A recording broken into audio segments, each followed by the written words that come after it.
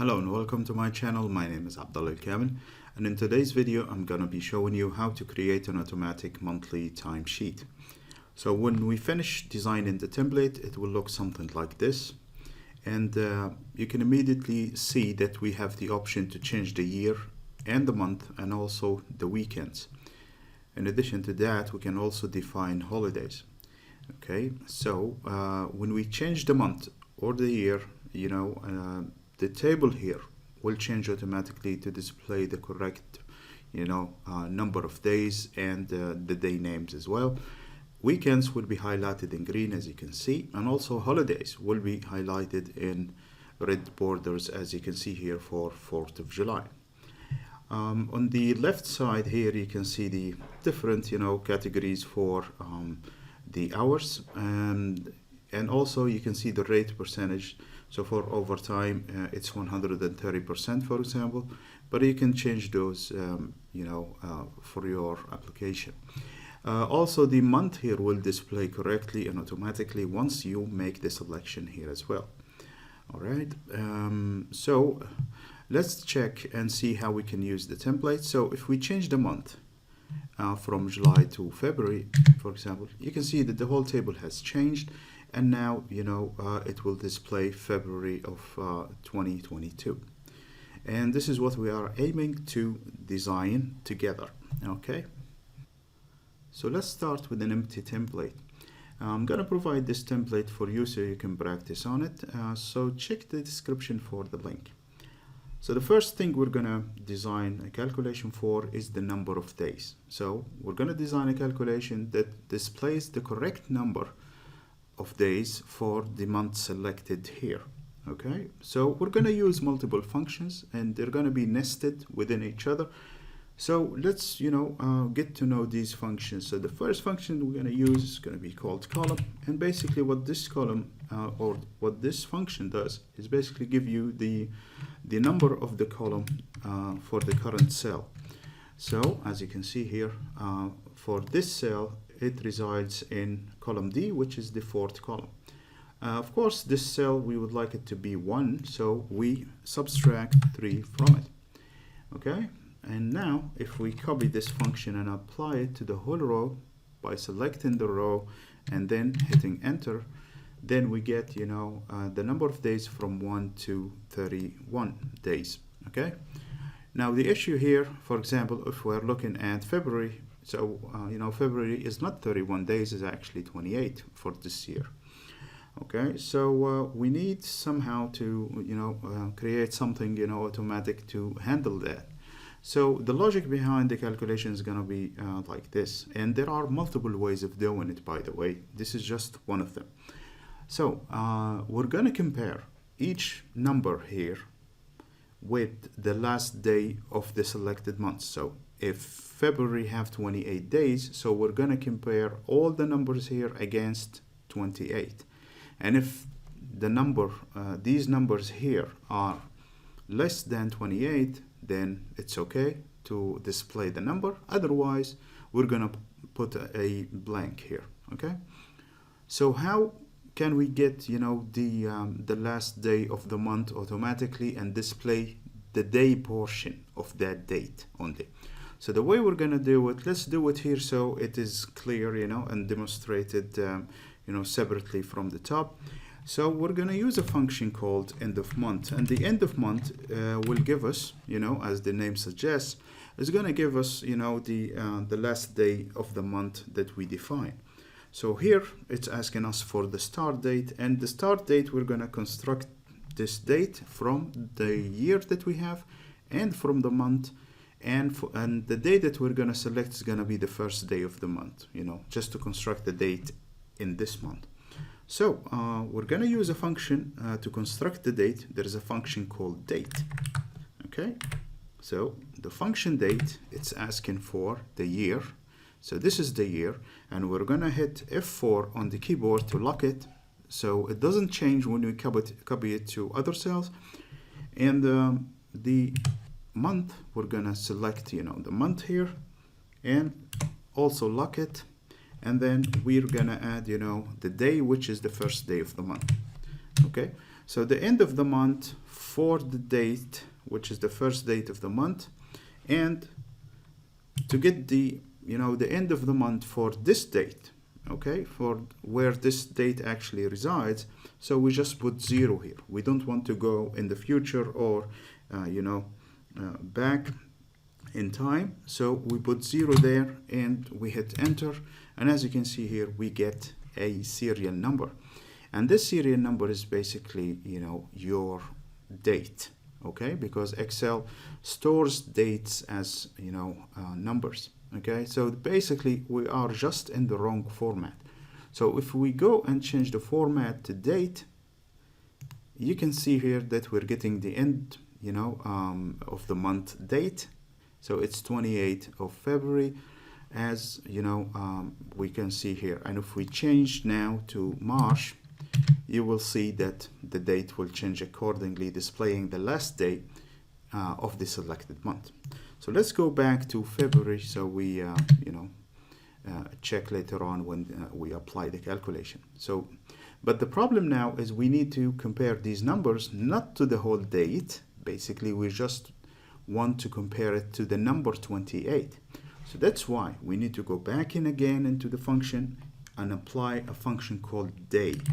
And the function day, what it does, it returns the portion of the day from 1 to 31st, so it depends on what the month actually has, or the date has in it. So with the day function, we're gonna grab the number 28 from the date and isolate it. So, and as you can see here, it's given us a wrong calculation. Well, actually no, it's given us correct calculation. The only problem here is we are in the wrong format. So we just go back to general here, and you can see that we have the correct format now, and the number is actually 28. So this is the function that is going to give us the day portion of the last day of the month, and this is what we're going to compare all these numbers against, okay.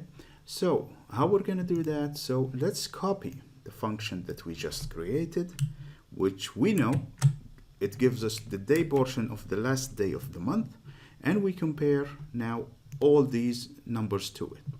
So let's go here and say apply an if function. So we say if the number, which is 1 in this case here, less than or equal the day portion of the last day of the month, then we're good. We need to display the number, okay, of the cell. So we just put it here, copy it here. Otherwise, we just put blank. And blank, you can define it by double quotation marks. And now, when we hit enter, it's going to give us 1, because 1 is less than 28. So now let's copy this cell and we apply it to the whole cells here.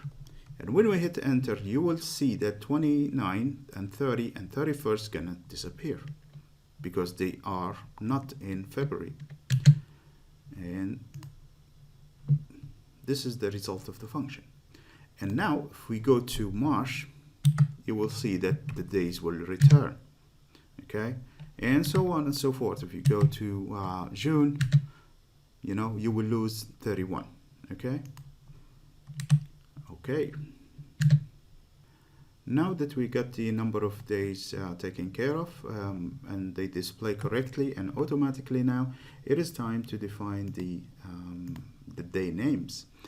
Okay, so we're gonna use a function called text. So we're gonna, and the text function, what it does, it takes a value, it takes a number, and it converts it to a text in a certain number format that you define within the function. Okay, so for example, now if we would like to display the correct name for the first day of the month, we're going to use the function text, and the text needs a value, and the value is going to be the first, let's go up here so we can see the cell. So the value is going to be the first date here in in our table, but This cell here is actually displaying only the number 1. It's not a date, but we're going to use it to construct a date. All right, so let's define the date as we've done before. So the year is going to be this cell, and as we said before, we lock it, and we select the month, which is this one, and also we lock it. And now for the day, we're going to select this cell, and we're just going to lock the row, because we don't want the row to be changed even if we drag the formula. Cool. We're going to keep the same row, but the columns can change. Cool. So we define the date. So we'd like to format this date and convert it to text. And now we need to put the format string. Okay. So basically, you just write between quotation marks, you know, DDD, triple T's, or you can put, you know, triple A's. Both works. For me, 3Ds makes, you know, more sense. Cool. Now, once you hit enter now, you can see that it is defined, it defines the day correctly. Now the, you know, the issue with this though, if you give the template to, you know, someone whose, you know, regional settings is not, you know, the same as you, they will probably see the day name in their, you know, regional settings. So it could be in another language. All right. So if you would like to make this fixed with the US locale, you can define the locale actually within the format string itself. So you use, you know, square parentheses here, you put the $sign, and these things you just need to memorize. Okay. And then you put a dash there, and then EN for English. Oh, sorry, you put US, for example, and then you put dash, another dash there, and you put EN for English. Okay, and you close the square brackets. This ensures that even if you take this file to a computer that has a regional setting with another language, this will stay intact. It will always display in English. All right, so when we hit enter, nothing changed for us because we have the US, you know, regional settings. So basically now what we do, we copy it and we highlight the whole row here and we hit enter. Now as you can see here at the end, towards the end here, we're getting a value because these are, you know, empty. Okay, so this is why we have a value error. So to handle this error, basically just put at the beginning of the function, put if error. So if error, and for this value, then what we should display, we just display a blank. Okay, and if there is no error, basically the function will work correctly. Okay, so we applied it to the first cell. We need to copy it again, and we need to apply it again to all the cells here. And as you can see, we took care of it. Now let's test it, and if we go to March, for example, you will see all the days, you know, and the day names are displayed correctly. You go to May, you go to September, you know, everything displays correctly with no issues. All right. The next step in our design is to define some conditional formatting to highlight weekends. Okay, so the way we're going to go about this and the logic behind it is basically whenever any one of these cells equal to, you know, or matches this cell or this cell here for the weekends settings, you know, the whole column will be highlighted in the color of our choosing. So the way we're going to do that, and we're going to select first the whole table because we need to highlight the whole column, and then we're going to limit the search for the first row. Okay, we're not going to make the you know, the function move to other rows.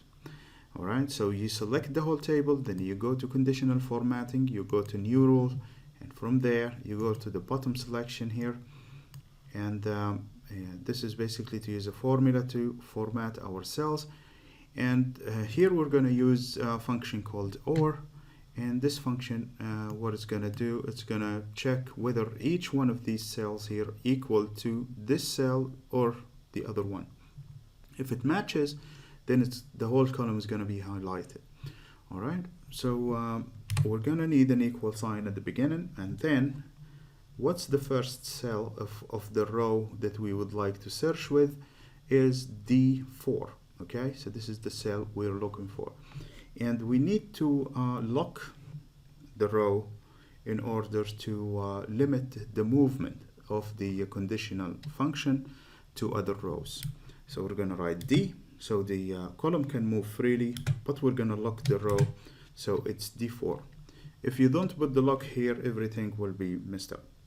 Okay, but of course we need the OR function, so the OR function needs to go first, and then you put, you know, parentheses there, and then D4, if it's equal to this cell, okay, which contains the first selection for the weekend, or D4, the same cell, we're going to lock the row again, equal to the next one. So if it's equal to the first one here or the second one, at least one of them, you know, make this, apply this format basically.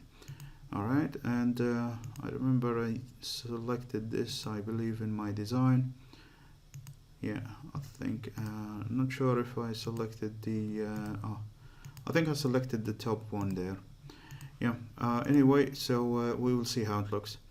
Okay, and as you can see here, yeah, the correct, you know, weekend is highlighted. And if you change this, for example, for Sunday only, as we've done before, only Sunday will be highlighted. And if you change to any other day, like Friday and Saturday, then the correct, you know, days will be highlighted to indicate the weekends.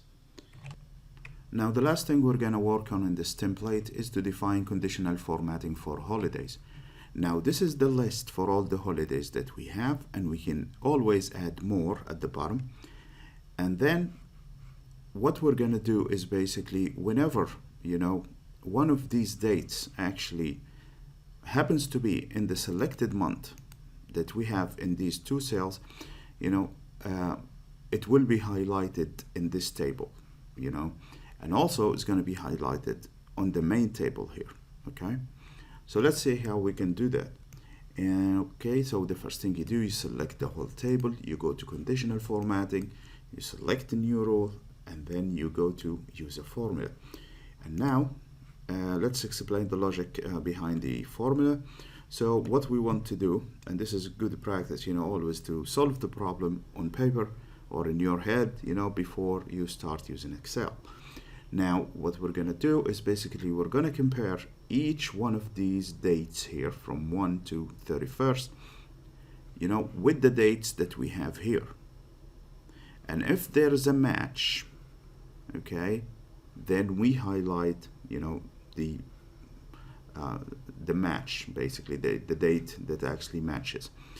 And but these are numbers, so these need to be converted to dates before you can compare them with this column here. So we're going to use the year and the month here, which we selected, and the day from this table to construct a date for each one of these cells, and then we compare it to this column and see if the match happens. And because, you know, we're comparing one value to multiple values, we need to use the OR function so we can, you know, handle multiple, you know, comparisons. So we're gonna say we need the equal sign always. So you put the date. So we're gonna construct the date using the year, and then we're gonna construct it also using the month. So it's asking us for the year and then the month and then the day. And the day we're gonna pick it from D5 here.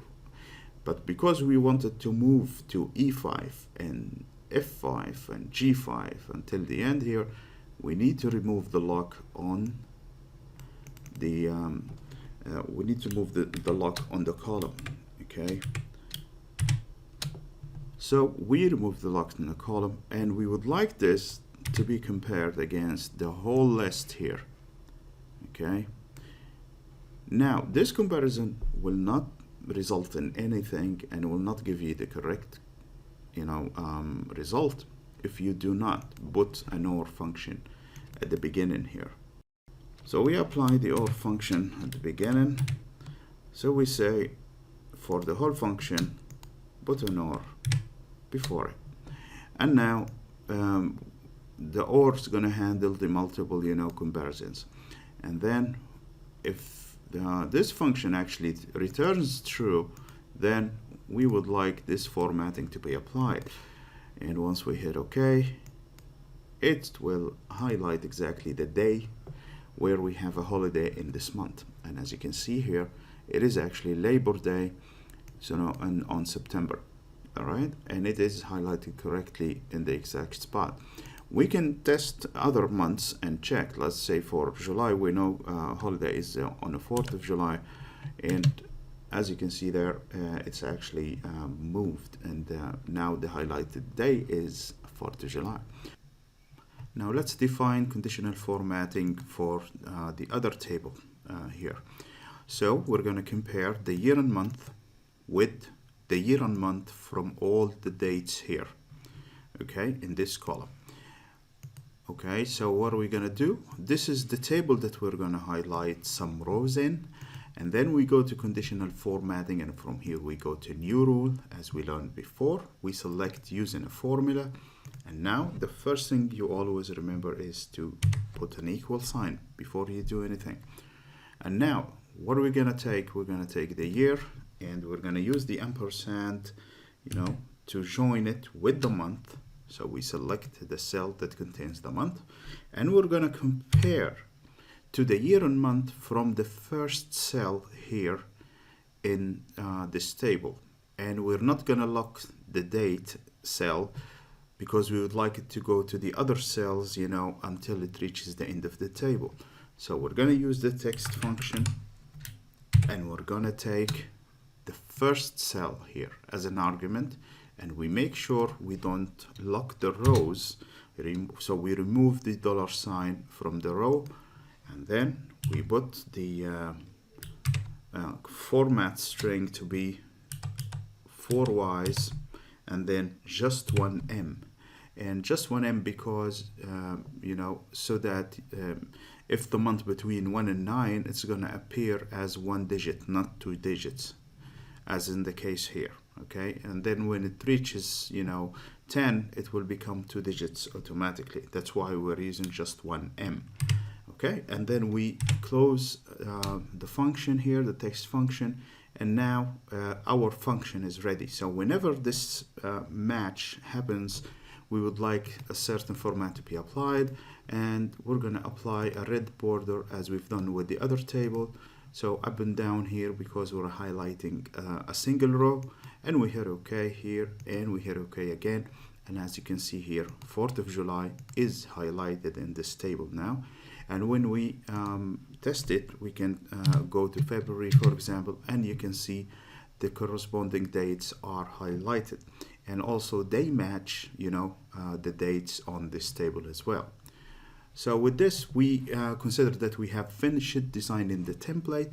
There are just few, more, calculations that you can add yourself. There's just, basically, summing up all the hours here and multiplying them at the same time with, with the rate ratio, which is not a big deal. I'll leave you to do that yourself. Thank you so much for listening, and see you next time.